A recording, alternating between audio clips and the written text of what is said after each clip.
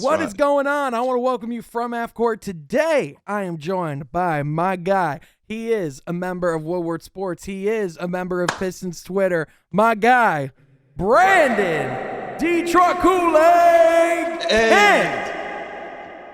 What's going on, man? How you doing, bro? Hey, I'm not applauding myself. I am applauding the production quality, man. Well, hey, I appreciate it, This man. is awesome. Dude, I appreciate it, man. Dude, I was pretty blessed with a pretty cool studio setup. I just got, this is actually like my second or third podcast I've recorded with it. It's been a lot of fun, bro. So, dude, hey, everything looks great. I appreciate it, man. I appreciate it. Maybe it looks too good. People can see what I actually look like in HD quality. And it's like, I don't know if that's a good thing or if that's to their detriment. But hey, you know what? We'll keep rolling with it.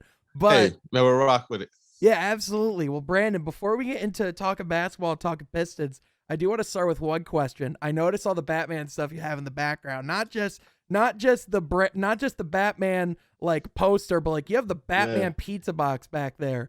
So, man, yes.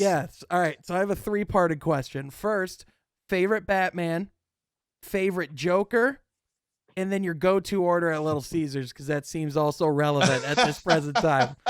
Hey, let's get it. Favorite Batman? Honestly, I was all the way Christian Bale. Yeah. I mean, Kevin Conroy, the voice of Batman, the animated Batman. Well, yeah, the most common voice of animated Batman. I love him. Yeah. But Batfleck, man. I don't know what it was. Batfleck? The Snyder cut. I was cool with the man. Okay, all right. It The Snyder cut. It reminded me of Arkham. It reminded me of the Arkham games. Yeah. I'm big on those games. Yeah. It gave me that feel. Yeah. But I'm looking forward to the Batman. Yeah, it does. It does go for that comic Arkham kind of feel, which I do like. And I've heard the Snyder cut's better. It's just the theatrical cut gave me such a bad taste in my mouth, dude. Listen, I'm a Batman fan. I watched that theatrical cut one time. I've watched it one time. You're like, I've kept it at one time. That's it. That's it. I couldn't. I was sitting there like, no, they just ruined Batman just a little bit for me. Yeah. Like end of that. Yeah, it was bad, like, bro. It was bad.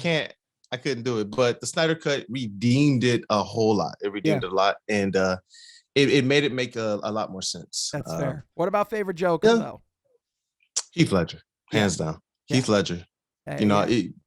Mark Hamill. Mark Hamill's amazing. He's amazing. Yep. He set the tone, and every live action has tried in some way to get it the way he does it. So yeah, 100%. Definitely not Jared Leto. I think we could both agree on that much. Yeah. I didn't.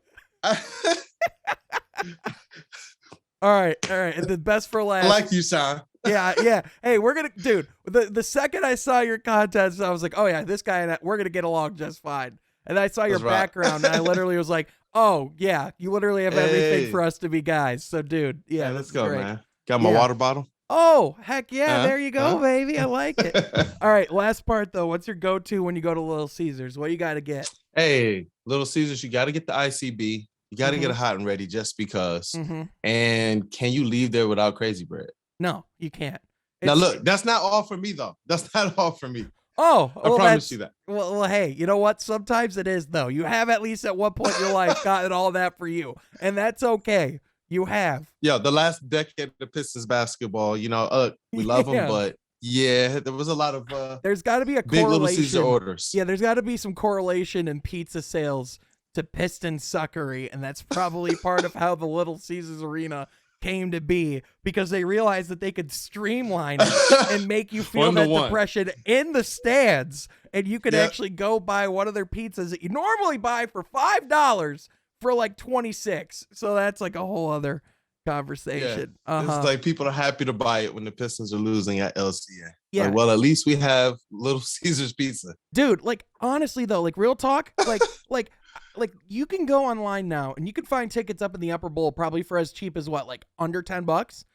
And whereas back in the day, I remember $6, $8. I remember going to the Palace during the peak, like back in 2005, and games sold out over 200 games in a row. Like it used to be, a hot ticket, a hot commodity, and you'd have to pay a pretty dime to even sit up or bowl at the Palace. But now in Auburn Hills, in Auburn Hills.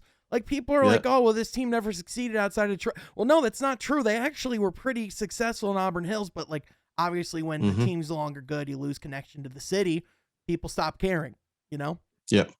Yep. And really that was more, Bill Davidson, he was a great owner, rest him.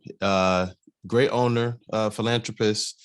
When that happened, that really sent a shock through the organization that I don't believe a lot of fans really pay attention to in Pistons history. They'll blame Gores, they'll blame Joe Dumars, but I don't think they understand what was going on when Bill Davidson passed away. Yeah, first of all, when the sale was happening, like the franchise is essentially in limbo. It was just kind of in a transitional period, getting ready to sell and all that stuff. And then when Tom Gores stepped in, I mean, let's just call it the way it is. Tom Gores had to learn how to be an owner. He had to learn how to be a successful owner too, because he came in, he was like, no, we're never going to tank. We're never going to lose on purpose. We're always going to compete for the playoffs. And obviously look at how that turns out when eventually it's like, no, we gotta pull the trigger. Like we gotta do something different here because, absolutely. Well, dude, we're going to be getting into Pistons and a whole lot more. But first, real quick, this is from AFCOR, where each and every week, myself and a rotating cast of characters come here and talk all things NBA basketball, talk Detroit sports, all that good stuff. If you like that, be sure to like this channel, subscribe to the podcast, find it on all your podcast services that your little heart desires. Also, check out my work on Woodward Sports. Check out Woodward Sports in general, and follow my guy Kool-Aid here on Twitter at DetroitKoolaid, which is right below him right here. But Brandon, real quick before we keep diving into sports, like what would you tell people about yourself? What's your role at Woodward Sports, and what's your favorite thing about being a Detroit sports fan? Hey, I'll start with the last one, man. My favorite thing about being a Detroit sports fan is the connectivity. It's the passion. I don't know if you saw the I'm in Rock quote about how loyal and loving Detroit fans have been. I believe it's the connection. A lot of people, they make the assertion that our emotions definitely ride or die with our sports teams. I won't say that they die with our sports teams, but they definitely ride with them. Oh, 100%. Yeah. Yep. And so it's really the connectivity, the family-like atmosphere, the success. The success matters. The Lions, hopefully we get there. But with the Lions, it's a beautiful dream. It's that we've seen it with our other franchises, so we know that it is technically possible. It's possible. I mean, 50, 60, 70 years ago they did it. Hey, like maybe it's that time. It's like the end of Dumb and Dumber when it's like, so you say there's a chance. Let's get it. All right, but there were two other questions. What were they? Yeah, first of all, what would you tell people about yourself, and then what would you tell people about what you do at Woodward Sports? Hey, about myself, I love the Pistons, but I think that's cheating a little bit. Yeah, it's a little cheating. I mean, I think we can tell. You like the Motor City Cruise a little bit. You're a superhero guy. Definitely. But let me think. What can I say? Something about myself. How about this? How'd you get started in doing content? How'd you get started at Woodward? Like, what was what led up to that point? Hey, you know what? It was obviously the Detroit Kool-Aid content and my interactions with a lot of the beat writers on and a lot of the people in Pistons Twitter. Yeah. I love to support. I always love to support. That's been something I've tried to make a stamp of Detroit Kool-Aid. What Detroit Kool-Aid represents is I'm all in on everything Detroit. So if somebody from the outside is going to try and dog us, even if it's justified, it's not happening. Like I will run through a brick wall for Detroit. And that's where that came from. So I was like, what? I'm all in on Detroit Kool-Aid. And so, I got some mutual friends, between Stick and Joey, my homie Eric Chase, who's in radio down in Toledo. And we've done some podcasts and such. And after this one specific tweet blew up between Kelly Stafford and I don't know if people are familiar with that. Yep. After that blew up, I actually started doing podcasting. Detroit Sports podcast. They were the first ones to have me on. Eric Chase. We've done several and others. And the rest was kind of history. Eric Chase introduced me to Stick and my love and passion for Pistons, music, writing, and socials. It was a great fit. That's awesome, man. Well, you do great work, dude. And your Twitter content is top notch for people that are Pistons fans or Detroit sports fans in general, definitely shoot my guy a follow, go on there.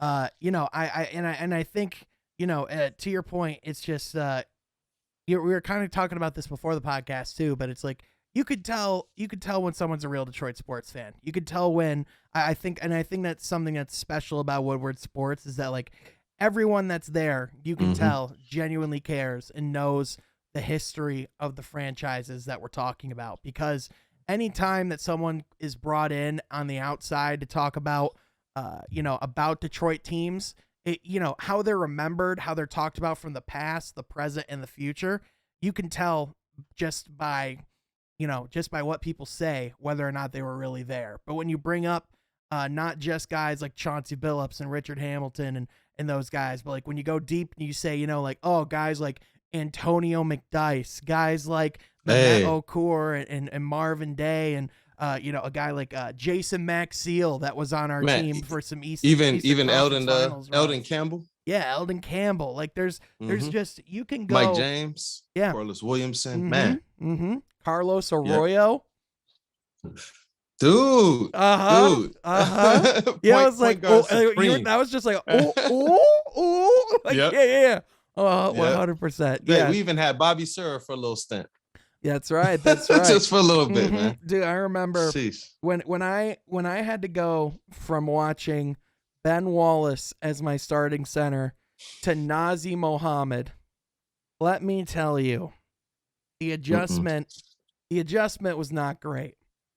So tell me about your Pistons fandom. So I'm 24. So my first full season with the team was actually 2005. So I'm on the west side of the state, and my parents brought me to the Van Andel Arena in Grand Rapids because at the time the Pistons would come to Grand Rapids to do a preseason game here every year. And so I got to see the world champions go up against Dirk Nowitzki and the Mavericks in the preseason, which was pretty cool. That's dope. Yes, but from there, like being in the building, watching basketball, that kind of stuff, it was like, all right, from there, rest is history. I was hooked. Been on this team ever since. But what about you? What's your history been like, and what was your first Pistons team that you followed? Look, like, sheesh, I consider myself still somewhat young, but somewhat in this bridge, in this gap between. How old are you, Brandon? We'll leave that up for the viewers to decide. But I like it. But I will date myself with the teams that I have knowledge of and the teams that I was an absolute fan of. I was an absolute. You couldn't tell me nothing fan of Grant Hill. Okay. I had the Feelers. I had the red, white, and blues. I also had the navy blue and the whites. I had the jersey. I had the teal. My oldest, he runs around with the Grant Hill jersey on now. Yeah. I'm about to make some stupid purchases and get them all the Grant Hill shoes too. But that was my team. That was my team. I didn't care. I saw him dunk on Alonzo. I saw him flex him. I saw Lindsey Hunter. These guys were playing tough. They just couldn't pull it together. I saw the playoff game against Miami. Grant Hill gave it his all. There's a lot of people who talk about, he left. I'm like, he gave it his all. Well, he gave it his all. He really pushed. Well, it's like what we saw. It's like what we just saw with Matthew Stafford, right? It's sometimes you have these stars and you come to Detroit, and as much as you want to make it work and as much as you want to see it work, it's just not always going to work. And that's just, it's not. Yeah, exactly. And so for like a guy like Grant Hill, I mean, it was great for both sides because Grant Hill was able to go get a fresh start in another situation. And for us, we were able to bring in talent, which obviously, built a championship foundation. So pretty win-win. Chucky Atkins and Ben Wallace. Yeah, that Ben Wallace guy was okay. But he was decent. Yeah. But that Chucky Atkins, on the other hand, no, okay. Oh my gosh. Well, hey. And fun fact about Ben Wallace. In college, I played for a small D2 named Columbia Union College. Okay. And we actually played for 3 years in a row, Virginia Union. Oh, no way. Yeah. It's awesome to be able to be in a place with that much basketball history, let alone a little piece of Pistons history with that being Ben Wallace's alma mater. So yeah, absolutely, man. One of the coolest things ever, man. Like he's definitely revered there. Yeah, Definitely. 100%. Yeah, 100%. I got to meet him at the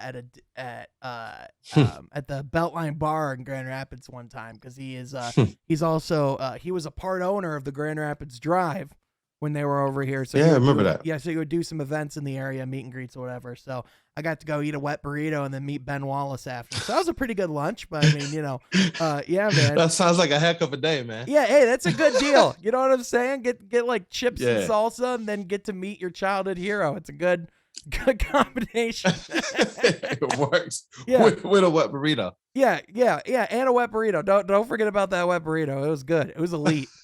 Woo, man. Oh my gosh. Yeah. Oh my goodness. Well, dude. Yeah.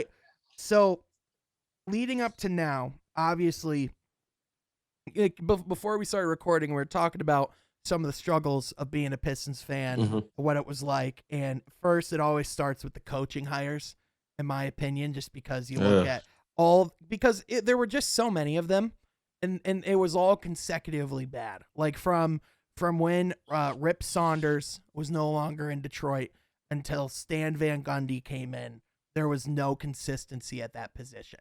Which is sad that the first face that brought consistency was Stan Van Gundy. But that's where we're at. that's you see, man. Look, I'm known as Smiles or Crest sometimes when I'm in the on the Woodward streams, but I wasn't smiling through this segment, man. No. Like it's just like sheesh, and honestly, I Joe Dumars' coaching hires is what cost him his job. I know a lot of people say his personnel decisions, but I believe he made some pretty good draft choices with Brandon Knight and Andre Drummond. Were they the best? No. But you look at the situation that Andre Drummond landed in, there was no coaching stability. There was no front office, no development stability. There was no real any plan in place. Lawrence Frank benched him. Yeah. Put him right on the bench. Wasn't really trying to give him any bump right off the go. And I believe that set off a bad decade to come. Well, yeah, I think Joe Dumars, one thing that doesn't get discussed enough is his leadership ability with some of that consistency from the top down. Because, I mean, one of the reasons why Darko didn't work, which honestly, I mean, first of all, everyone that saw him walk in the door day one, literally, Chauncey Billups, Richard Hamilton, they'll all tell you, their first practice, they knew they got the wrong guy. Like, that's just the way it is. However, when you have a coach like Larry Brown, who was open and adamantly against actually trying to spend time to develop him, despite the organization's wishes, and there were multiple coaches that were in that situation, and, like the fact that was allowed to happen under Joe Dumars' tenure, and it was a consistent issue throughout other coaching hires. It's like, it's a mixture of things, like I don't think it was just mixture. Yeah, I don't think it was just the coaching hires.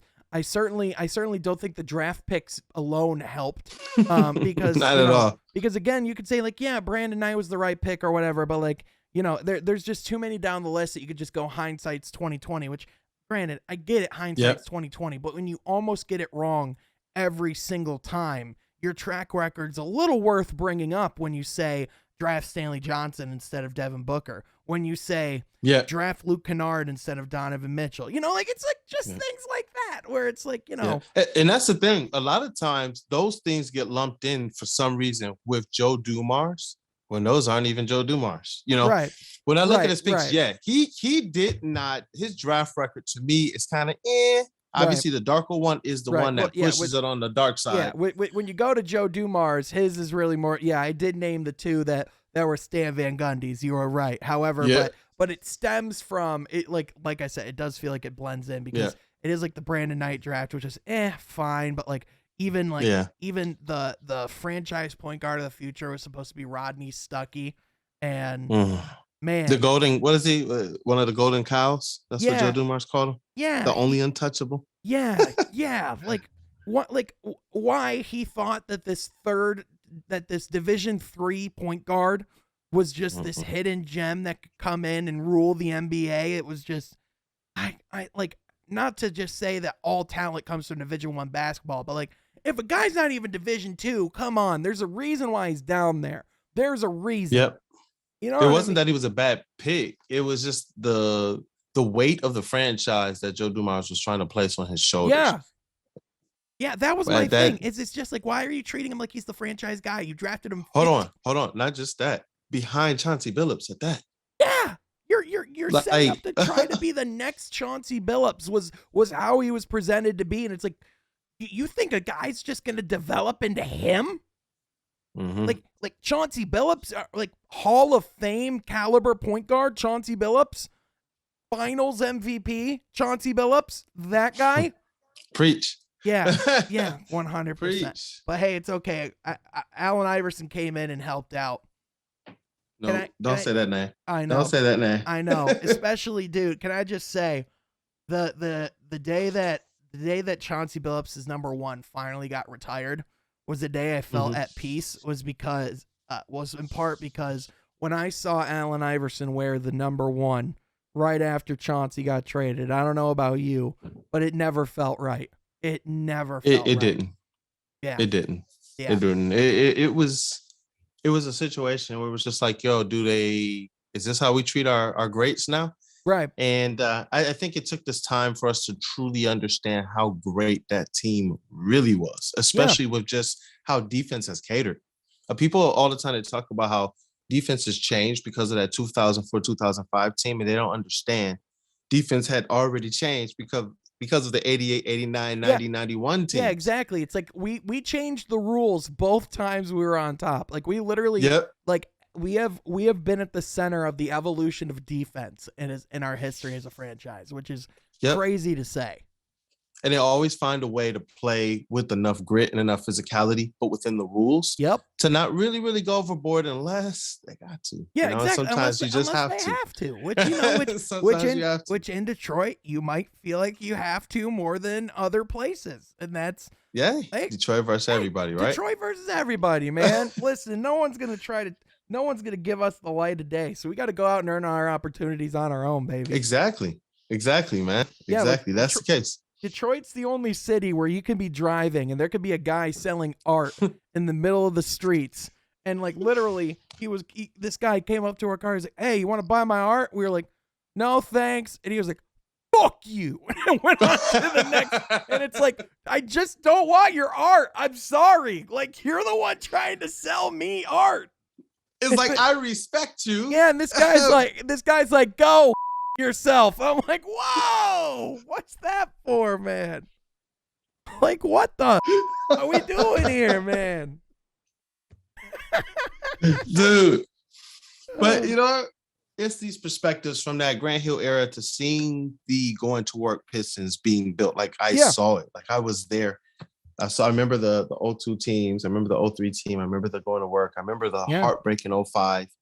And I remember the heartbreaking 05. Gut punch. But oh my I believe fans, and I said it before on a couple streams with Pistons Talk and Easy. Yeah. And hey, shout out to Everything King as well when we on the Speakeasy podcast for sports. You know, I think we're a little bit shell shocked over the last decade. You know, whenever Troy Weaver makes any move, we overreact so much. It's like every move is super great, or what the heck? This is gonna ruin the franchise. It even comes down to like at the beginning of the year, we took so much scrutiny each time Saban Lee and Luka Garza were moved up and down from the Crews to the Pistons. Like it took 2 months for fans to realize, hey, you know they share a practice facility, right? Like, they're like, right there together. It's like that literally just means they're hanging out with them today. Like that's literally all it is. It's like, they're just getting extra chances to get reps. That's all that means. And it's like, and it's with everything. Like every game during this rebuild, it's like, is this the game that makes us feel like we need to fire Dwayne Casey? Is this the game that makes us feel like we need to fire Dwayne Casey? Is this the play that makes us realize that we need to trade Killian Hayes? Is this the downfall of Cade Cunningham? It's just like, guys, let's calm the down. Like, jeez. It's like we were talking about, and that's what I was trying to bring up, is that this is a true restoration. Yeah. It's not just a rebuild. It's not just a process. They're not just trying to throw darts at a board and hope that they win something in the draft process. Troy Weaver has a plan, and he's shown whether we get a top draft pick or not, he knows exactly what he wants to get, and he's going to get it. Exactly. He showed it with the Isaiah Stewart and the Sadiq Bey trades. He showed that even with some of the second round picks that he's had in his tenure so far, with Luka Garza, with Saban Lee. So even Isaiah Livers, like I don't think we got to rule him out. Yeah. Like people are quick. Like people are like, that's a bad second round pick. I'm like, what's No. like? I'm like, first of all, how do you judge what's a good and bad second round pick in their first year? Because the second round pick, like you don't just get Ayo Dosunmu like just falling in your lap all the time. Which by the way, you don't. He wasn't available when the Pistons were able to draft. So like that's another thing. But Yep. Yep. And what they're doing is they're trying to build a program. What that's going to take is a certain style of play that they have Casey coaching towards. They've all said it, from Casey to Cade to Troy Weaver. This season is not about wins and losses. Dude. This season is about player development. This season is about a draft pick. This season is about Cade Cunningham becoming the alpha of this team, and still having Jeremy Grant, still having Sadiq Bey on this team, and learning how to play together, learning how to coexist. So next year they're not coming in fumbling over themselves. Brandon, that's what this season is about. It's about building the foundation of the program, from the Motor City Cruise to the Pistons, to the front office, to even their PR team. It's an entire organizational change and rebuilding, restructuring of a restoration of an entire franchise. And you came of an entire franchise. You came to the right place, my friend. You are preaching to the freaking choir. Dude, well, first of all, I'm not sure if you remember, but one of my my first opinionated article I wrote for Woodward Sports is Dwayne Casey is the perfect fit for the Detroit Pistons. And a lot of that article I spent talking about, guys, let's remember what he did in Toronto. And like people like to conveniently say, oh, well, is that why they fired him in Toronto? Like, first of all, there's context there. He was there for so long, they needed change at that point. But even then, you know what was another pretty good change that they made? It was like Flip Saunders and it was like the Flip Saunders for not Flip Saunders. Which coach? Rick Carlisle. Yeah, it was Rick Carlisle. Rick Carlisle and Larry Brown. Yeah, exactly. But even then, like, or was it Flip? Yeah. Rick. Yeah. No, it was Rick Carlisle for Larry Brown. But here's what people forget. You know what other change they made other than the coaching change?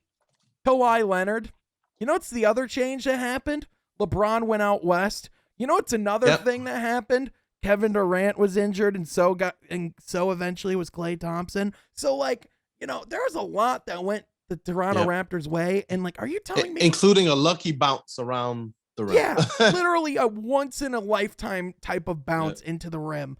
And are you telling me that Dwayne Casey isn't winning a championship with Kawhi Leonard and no LeBron in his conference? He's gonna get that. He's gonna get an honest shot. At least he's gonna get an honest shot. Yeah, exactly. So it's like people like to make that argument to me. I'm like, y'all realize like people are like, oh, well, Toronto's glad he's gone. I'm like, really? I think Fred VanVleet's pretty grateful that he just made his first All-Star. I think Pascal Siakam's feeling pretty great that he can still potentially be a star, and that like they're still running the same system that they ran when Dwayne Casey was there. Like literally, like he set the foundations for everything they're doing right now. And like what they don't realize is he's trying to do the exact same thing, if not better, here in Detroit. Yeah, so, like, he built a program. Yeah, he's building a program. Yep. And I appreciate the effort. I appreciate the patience. I appreciate the fact that he's going to sit down and answer the same questions over and over and over again. He's honest about it too. Like he's like, oh, well, this is like, he's like he'll take he's a leader and he'll take the blame when he needs to, but also he's going to call out his guys when he needs to at the same time. Yeah. And that's where he has improved over. Look, I love Stan Van Gundy, but I thought he did a not as good job at finding that balance, that delicate balance that Casey has found. And that's what you want in today's sports. You have so much support out of your assistant coaches, out of your analytics, out of your video, out of your film, out of all of these different departments, that what you really need is a leader of men at your head coach who understands basketball and the nuances of a basketball player. Well, especially that's what Coach Casey is. Yeah, and especially when you're rebuilding too. You need a guy who's not just a coach situationally, but a coach but a coach throughout day to day, a coach who's a teacher, a mentor. And like, that's what Coach Casey is. And I got to record with both Rod Beard and James Edwards III. And I asked them both the same question about, hey, what's the thing about this team that people don't really get to see as much that you wish you could talk about more? And it's how much the guys respect and look up to Dwayne Casey, and how much they truly respect his feedback and what he's doing for them during practice. It's like they both unprompted gave that same answer. So it's not a coincidence, man. Like everyone who's around the team says, nope, he's doing something here. Like something's actually being done. And I don't know how you watch the Rising Stars Challenge and look at Cade Cunningham, Sadiq Bey, and Isaiah Stewart all go out there and kick ass and not be optimistic about what's being done in Detroit. I really don't know how you can't be. I mean, hey, I'm just sitting here listening. You said it earlier. I'm going to say it right now, man. You're preaching to the choir. Whether he's here long-term or not, whether Coach Casey's here long-term or not, he is here building a foundational program.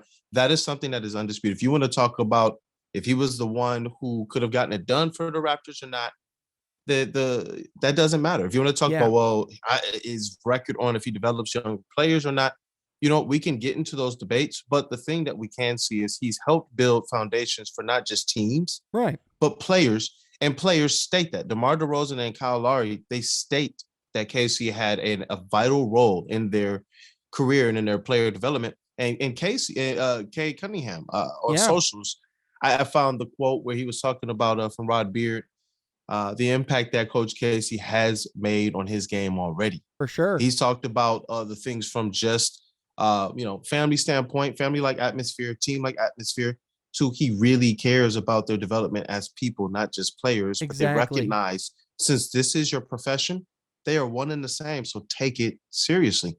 Yeah. That's what you want when you are developing a team of young players and you're bringing in more young players. The process is to make sure that your top young players can be vet-like. That's why you need at least a Jeremy Grant here. Exactly. Who is going to bring you a defensive prowess, an offense that is still in the works, which is what they're asking him to do. Right. Take a couple years, figure this thing out, and then let's see where you truly slot. Right. Well, and that's the other thing too, is there was almost this expectation, just because a lot of writers reported that teams wanted Jeremy Grant, that meant that the Pistons were going to trade Jeremy Grant on the trade deadline day. And if we didn't, that we were never going to be able to trade him again, and that we're a terrible franchise and we're stupid for not making the trade. It's like, okay, am I the only one that remembers when Chris Middleton was a Piston and got traded to the Bucks? Am I the only one that remembers what happens when you make a trade prematurely just to make a move? Because it's like Troy Weaver. Because it's, again, Detroit wasn't against trading him. It's like, if you don't hear what you like, then why make the move? Because, again, I even said this before, even Rob Beard did, but I was like, look at a team like Chicago, for example. You think after running it to the playoffs with this roster and then ultimately running into a team like Milwaukee and Philly that they're just going to go, yeah, we can run it back with the exact same roster next year. No, there's going to be teams that are going to go to the playoffs this year and realize that they're a Jeremy Grant type of piece away from making a legitimate run. And that's going to be the thing that's going to push it over the edge. And that's going to be the move that gets a team to say, like Chicago, to say, hey, we'll give you Patrick Williams for Jeremy Grant. We'll make that deal happen if that's what it takes. Yep. And I tried to, I preached this, man, from the time Jeremy Grant got here to all the things that's been said from Troy Weaver to the history. Troy Weaver helped to recruit Jeremy Grant to Syracuse. Yep. He's a part of this young man's basketball journey in life. And there's and there's just a true respect there. There's an actual admiration. We're not going to move someone just for the sake of moving them. Yep. And he was honest with him. And he said, hey, look, the one thing that we should be grateful for with Troy Weaver is that he set a price on the player. Yeah. We've had GMs that would not do that, even on mediocre players. Even on Andre Drummond, there were deals that refused to say, hey, you know what, let's let this deal be a deal we can partake in. Yeah. With Jeremy Grant, he said, let's value this and let's value this smartly. Some people say just trade him for a first-round pick. If you trade him for a first-round pick to a contender, you don't even control what that might be. Yeah, you put yourself at a disadvantage. Is there a guarantee that first-round pick is even going to be anything similar to Jeremy Grant's production? Exactly. Because that's what people have to realize is trades don't just happen just so you can say Troy Weaver being a part of of that young man's development, being in his life, being there for as long as he has. I think Troy Weaver has a really good sense of what this guy can be and what he is right now. And people are like, oh, well, how is he going to play with Detroit? Like, is that going to affect his trade value? I don't think people care about what he's doing with Detroit right now. Like, because people know what he would be if they brought him into their team, right? Like, no. Yeah, he showed that in Denver. Yeah, barring like catastrophic injury, which God forbid, and I don't, I if he just keeps playing, I don't really see being much of an issue. But I mean, given that, I mean, like otherwise he's been pretty much Jeremy Grant, and especially if you look at games like how he played against Boston going into break, it's like, nope, this is why you're high on Jeremy Grant, because this guy can do stuff like this. You know what I'm saying? Yep. And on a night where we've seen Cade Cunningham beat a man, we've seen him take over down the stretch, but on that night, though he had a really good game, as we got to the stretch, you could tell there was just a little bit of gas. He did not have that extra gear. And Jeremy Grant was able to take over down the stretch. Yeah. And you know what? Jeremy Grant looked cool. He looked calm. He looked collected. Yeah. He was doing things that we saw him trying to do the previous year to some degree. But in that night, he looked like, this is what I do. And that's the importance of a few developmental high draft pick years that they are strategically going through. It's not just let your players go out there and do what they want to do. Keeping them on a short leash, but we see where Jeremy Grant has been able to be a stabilizing figure at times. And a lot of times he's misjudged. Yeah, he really is. If they don't have the full squad, you see how they look with Kelly Olynyk, with Cade, with Sadiq, with Jeremy Grant. They looked really good against Boston. Yeah, like they did. And how many times have we seen this roster fully healthy with each other on the court? Maybe like two? Yeah, literally 2 or 3 times before the trades happened. And now that we have Marvin Bagley, now it's like that was like the first full game with our actual roster going forward. Speaking of, first of all, what did you think of the Marvin Bagley trade? And what do you think about his possible future in Detroit? Oh, I was excited because for years I have screamed for Detroit to take flyers on young players like this. I wanted them to try to get Markelle Fultz. I remember I wanted them to even try a long time ago to take a run at Sean Livingston. Yeah. And there's been other young players that's been kind of shuffled around and moved around. So with Troy Weaver, I'm glad that he's doing things like the Hamid Diallo trade. Yeah. Frank Jackson. Even taking a flyer on Josh Jackson and now Marvin Bagley. Yeah, even this Trey is Lyles, one that excites me. Yeah, even Trey Lyles. Like you can't look at the Trey Lyles signing and say it was bad anymore because it ended up with us getting Marvin Bagley. Same with Josh Jackson. It's like we took 2 guys that were diminishing assets. It's like we took a pebble and turned it into like a telescope. You know what I mean? Like it's like that bigger and better game. It's like that's what we're doing right now. And it's working out well for us. We got Marvin freaking Bagley. Yeah, and not just that, a lot of people don't see the game between the game. They're trying to make sure that Cade Cunningham can learn to play the NBA game as well. Yeah. A lot of people that were up in arms with the Sekou trade. And I remember Rob Beard and I, we were talking about that at Whooper Sports. Yeah. We were talking about this, that, you need basketball players on the court with your young, especially guard type players. Yeah. You need people that can go out there and know what to do on the floor. Sekou didn't know really what to do if he wasn't the person with the ball in his hands. And may I add, by the way, look at the value that Sekou Doumbouya commands in the modern NBA. Look what he's done. Like it's just Troy knows what he's doing. You got to point it out, even because here's the thing: he didn't even get a chance when teams were having COVID protocols. Like that's where he was at. Like let's just be real about it. People were clamoring like we were just like hiding this talent from the world. And that there was like this all NBA third team guy that we just weren't giving an opportunity to shine. No, that's who he was. Like we drafted him and he was raw as heck. And the difference is he just didn't work out. That's okay. He just didn't work out. Yeah. He didn't work out. And with Lyles, it instantly put a player on the court who could run the pick and roll, who could run the pick and pop from the center power forward position. That was crucial. Yeah, very crucial for not just Cade's development, but also Isaiah Stewart. Well, yeah, and we just needed a guy on the bench that could somewhat create their own shot as well. Like even when you're still developing and growing and being a young team, you still need those kinds of guys. And especially for Detroit, when you have $40 million in dead salary cap and you're very much positioning to go towards the top of the draft, Trey Lyles is the perfect kind of candidate to come in and be like, hey, you're not really going to mess with our development. And if anything, you'll probably help while you're here. Come on in. Yeah. Let's see what we can fill do. some space off the bench. Yeah, exactly. Be a relief for, the young guards on the team and even Kojo. Get yourself a bagel and catering. You know what I mean? And then flip them for Marvin. Flip them for Marvin Bagley. Have a bagel too. You know what I mean? It was just take a smoothie with you outside of the catering, but also don't come back in. You're not an employee anymore. Get the hell out of here. Yeah. That works. And you know what? I love it, man. I love it. Out of here.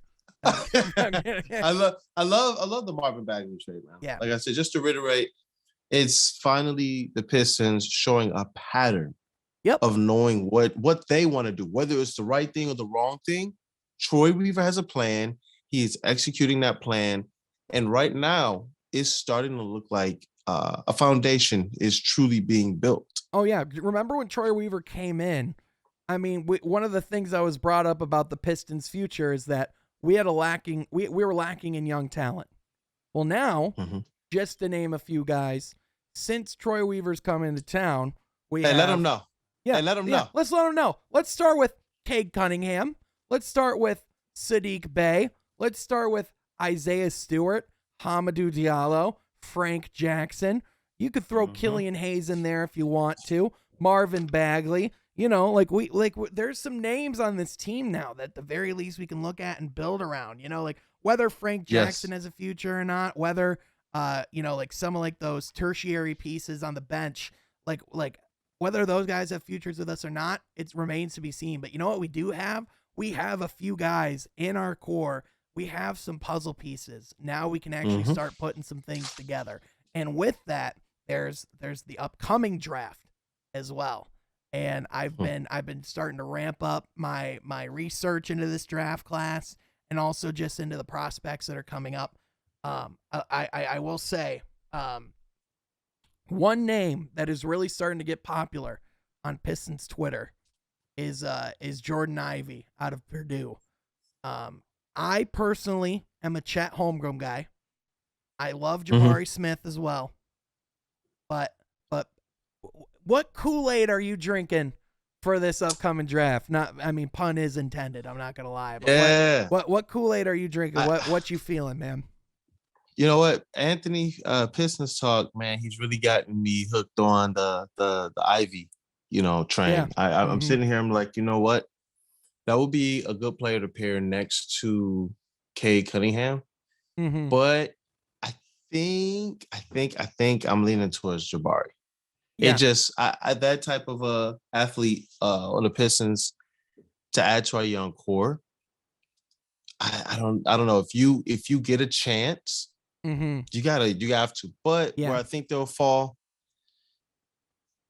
it's looking like Chet. Yeah, my gut's telling me we'll get the third or fourth pick.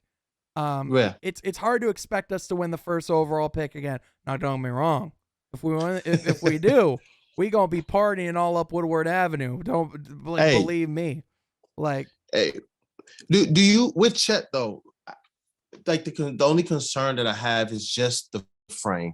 Yeah, it's the frame. So, I believe in his talent, and honestly, Evan Mobley has made me a lot more comfortable. Yeah. With it, and I would even go beyond Evan Mobley. I think if you look at the current stature of the current state of the big man, there's really only two guys that truly are bigs as far as their frame goes, and it's Joel Embiid and it's Nikola Jokic, and even Jokic, he's slimmed down considerably. You know what I mean? A lot of those guys, they don't it's not like with Jokic, it's not his muscle. It's really just his overall leverage that he can get with his body. And it's they can bump into guys down low, but even guys like Jarrett Allen or even Rudy Gobert, Rudy Gobert's muscular, but it's not like he's a bulky frame. You know what I mean? So that's a good point. Yeah. So I think the big thing with that is I would only be truly concerned if there weren't the defensive instincts and the offensive instincts that he already has. Because he's not a soft guy. He doesn't shy away from contact. But on the other hand, if you look at his body of work, he's a good shot blocker at every level. That translates. Yeah. Effort translates. Yeah. Being defensive minded and offensive minded. that stuff translates. So like if he can be instincts. If he can get the ceiling that people think he could, that guy's going to be terrifying. Straight up. However, you do have to consider you have to look at what's going on in New Orleans right now, because I think they were faced with a very similar kind of quandary when they had the number 1 overall pick, because it was either, do you go with Zion and his freakish athleticism and his ceiling, or do you go John Morant, who could possibly be the best player in this draft? They went with Zion, and I don't know if David Griffin would tell you that he's happy he went with Zion right now. Yeah, and you know what? I'm thinking about this now. The Jaden Ivey pick, I think it would be really good. It'd be an explosive player at in the backcourt. It does take the ball a little bit out of Cade Cunningham's hand. And I believe we saw the 2-guard experience a little bit with us. And we know Killian is not the talent that we can base this off of. But you look in Cleveland, they, Sexland, shout out to them. Yeah, they tried this, and it looks much better with Evan Mobley instead. And so I'm sitting here thinking about it like, you know what? CHET with Cade Cunningham and the cast that we have right now, the ability, I believe that it gives Isaiah Stewart to comfortably play the 4 role if he continues in his development as a starter. CHET might be the most beneficial piece to the foundation and the development and being able to move forward. It plugs a major hole on the front line. Yeah. You can slot in any serviceable big man behind him. I think Holmgren, if he were to come in, I think Holmgren and Smith both would play the 4, and I think it would probably be much more of with whoever's in that position, they would probably be sharing like paint defending responsibilities with Beef Stew. You know what I mean? Right. Like so I definitely think they would complement each other. To me, it's just like if you can get like a special rim run type of like all around prospect, like an Evan Mobley type of piece to go alongside Cade Cunningham, like Jabari Smith, like Chet Holmgren. With the outside threat as well. With the outside threat, with the ability to switch on defenders, the like good defensive instincts, athletic, like that just unlocks Cade Cunningham's game to a whole different level. The only guy that I'm truly hesitant on is Paolo Banchero from Duke, because if you look at all the scouting reports, the first thing that they'll list is they don't always know if he's super attentive on the defensive end. And if I'm a Detroit, if I'm a Pistons fan, or if I'm a Pistons scout or general manager, anytime defense is a question of whether or not, it's not even whether or not you can play defense, it's whether or not you care at all times. To me, and that's the core of this program. That's the core of this program. Exactly. So to me, I'm just not like super excited about pulling the trigger on that if that's the core of my program, Yeah, no, I'm all the way in. That's why his name didn't come up, at all for me. Not that he's a bad prospect, not that if we got him, I'd be down on it. Yeah. But in terms of the identity of, the DNA of a Detroit Piston player. Yeah. Yeah, obviously, if we can get a chance to land a Jabari, you're going ahead and you do that. But CHET, Jaden Ivey, they play with a certain tenacity or ferocity that it jives, man. You can see that these guys, they would fit in, especially with what we're building. It's also about fit as well. It's not just let's just grab a guy. Yeah. Yeah. Just to insert to start a lineup with with Cade Cunningham and such. It's about that. It's about that complementary role. Right.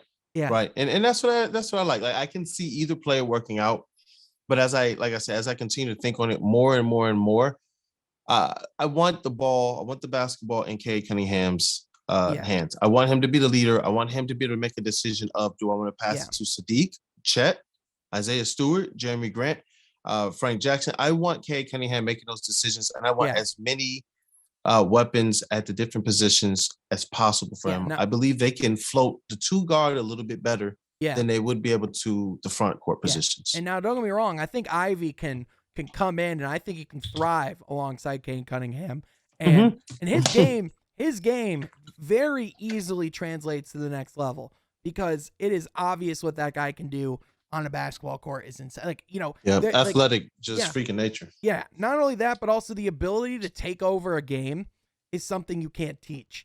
And we've seen it. Like, I think we've been wanting to see Killian have a little bit more of that, but like it's something that like Cade Cunningham obviously has. It's something that Sadiq Bey at times has shown, like even Isaiah Stewart can take over a game with his effort, so like with Killian Hayes, I think, I don't want to like bash Killian Hayes because I don't think he's worth bashing by any means. However, what I would say is I think we can also just be honest and say as of right now he's not been the right pick. Like that, like if there's the one thing Troy Weaver hasn't gotten right, which and this isn't even like to criticize Troy Weaver, but again, it's just he didn't get that pick right, and that's okay. Yeah, and you know what? Don't apologize for criticizing Troy Weaver. I believe that Troy Weaver criticizes Troy Weaver.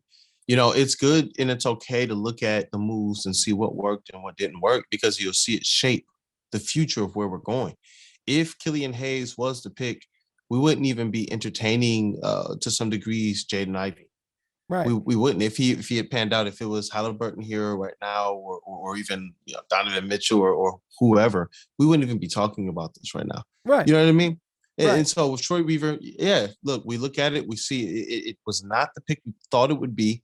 I believe they see something still there. It's still young in his future, in his career. Right. I believe he still has a bright future ahead of him as it relates to somebody that can come off the bench and stabilize your second unit, get you some rebounds, get you some assists, and play with the starters when you need them to. Right. That's where I see them starting to slot. And that's what you want to do early. You don't want to necessarily give up on a player when you have him under your control. Yeah. When Killian doesn't, I don't believe Killian really wants to start over his basketball family. Yeah. This is a situation that if he pans out to be a decent bench guard, you kind of want to let him start getting that experience in now. Yeah, exactly. Teach him to play aggressive against the second unit. Those are the guys he has thrived against, and see if he can fill that role. Yeah, well, and especially too, we're so deeply in this rebuild that when you have guys like Killian Hayes who maybe hasn't played to the level that we've wanted to, I think we can just say, all right, well, I mean, what's the point? What's the point of sitting him? Like, it's like, all right, well, we only have interest in seeing what he can be, because if he comes out and is okay and we realize that like maybe we don't want him on our team, at least at that point teams can have footage on him and make the decision to trade for him, or we don't lose him for nothing. Or otherwise, if he comes in and plays well and we realize, oh wait, no, like exactly like you said, he can come in and be that sixth man, he can lead that second unit, and we can have a great playmaker in both situations. You know what I mean? Like it's just like there's it's an value there's either an importance to that. Yeah, exactly. So and again, like the amount of guys that have struggled at the beginning of their career, like a lot of them do. It's not uncommon. And Killian Hayes has probably had, two of the least normal. Yeah, a guy named Chauncey Billups didn't exactly start his career on fire. So even Lonzo Ball, everyone is calling him a bust. I don't think anyone's calling him that right now in Chicago when he's healthy. Yeah, exactly. I'm excited about the Pistons' future, man. I just think there's a lot of good things that are coming, and in my opinion, I'm just excited to see what that means. I think the one other thing I think fans talk about a lot too is the fact that we have salary cap this summer, and the free agent market is a thing. So do you think the Pistons are going to be super active? I personally, I'm not sold that they are. I think that I could see another year of us trying to accumulate talent through the draft. But at the same time, I think, I don't know because next summer's really when all the free agents are going to be out to play. So I'm not sure what your thoughts are. But do you think Detroit, now that we have some cap space, that they might make some moves? I can see them making some moves. What we've seen Troy Weaver really, really, really, really be active in is the trade market. Especially during the draft season. That's where he's really gotten busy. Whether it's acquiring second-round picks or whether it's acquiring multiple first-round picks, he'll will and deal. He doesn't even just draft. He like he talks about, he attacks the draft. We attack everything they do, which includes drafting players. He said, we're trying to win everything. He said, I remember, you're right. He was asked about, is there a certain amount of trades that's too much? You were just going to say, no, I'm trying to make the team better. If there's a move that does that, I'm going to do it. Right. And I really, really, really respect it about Troy Weaver, man. I really do.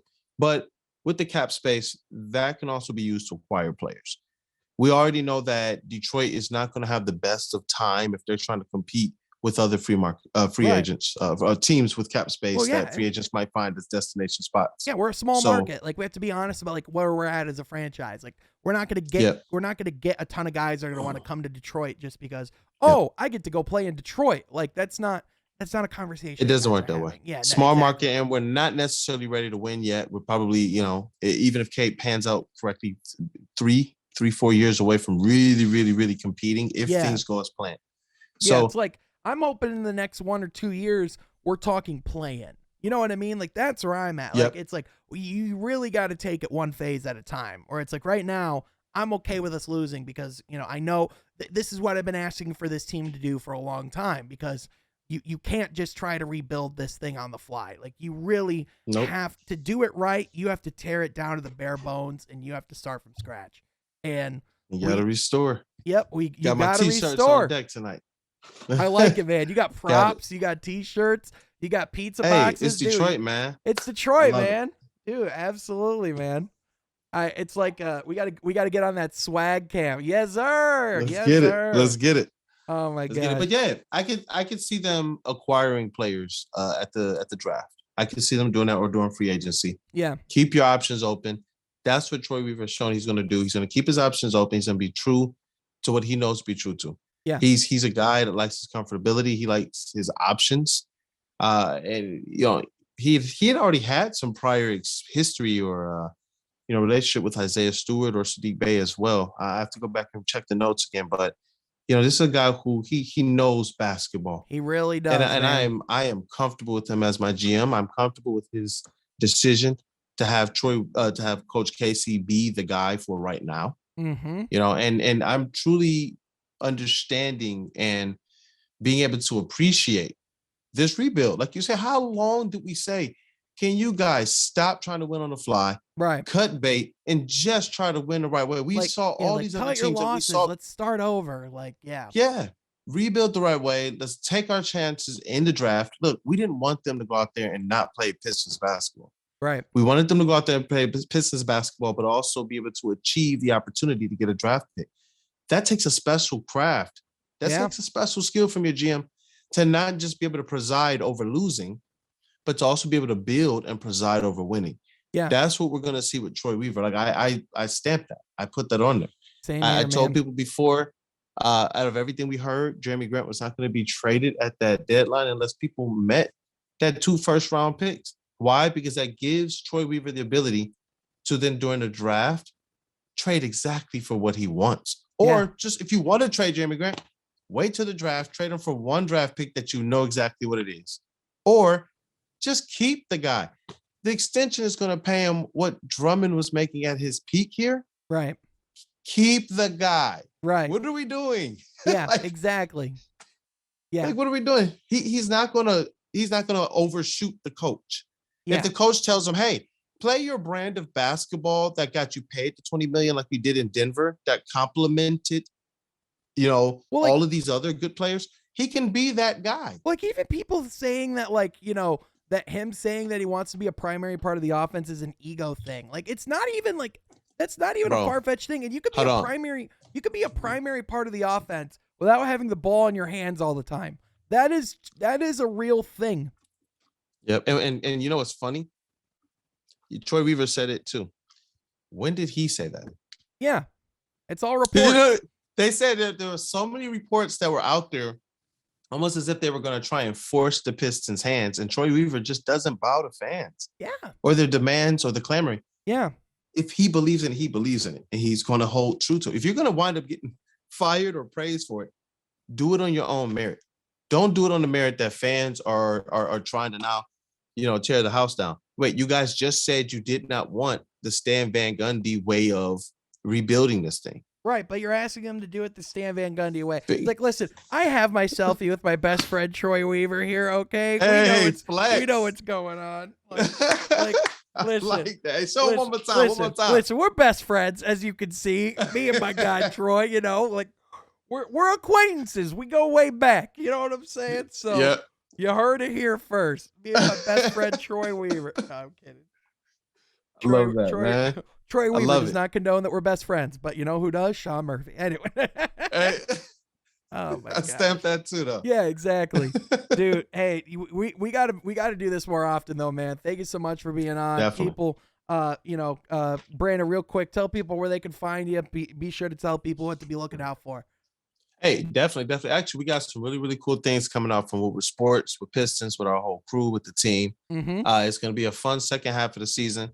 I will be able to say more later.